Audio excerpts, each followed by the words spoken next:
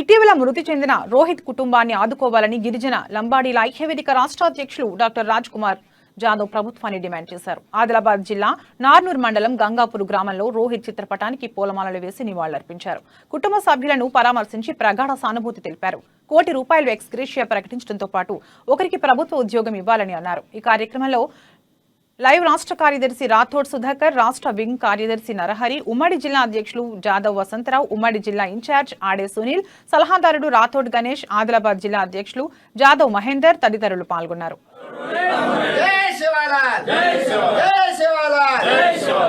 ఈ నెల 14 తారీఖు నాడు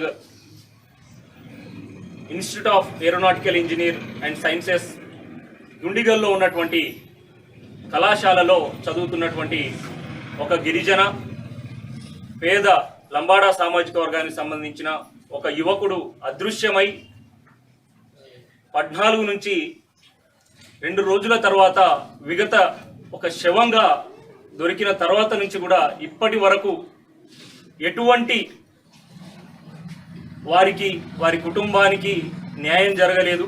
మరి ఈరోజు తెలంగాణ లంబాడి గిరిజన ఐక్యవేదిక ఆధ్వర్యంలో గంగాపూర్ తండాలో నార్నూర్ మండలం ఆదిలాబాద్ జిల్లాకి విచ్చేయడం జరిగింది. మా బాబు ఇక్కడ నుంచి హైదరాబాద్కు 7 to 6 o'clock పక్క చేరుకున్నాడు. 11వ తారీఖు నాడు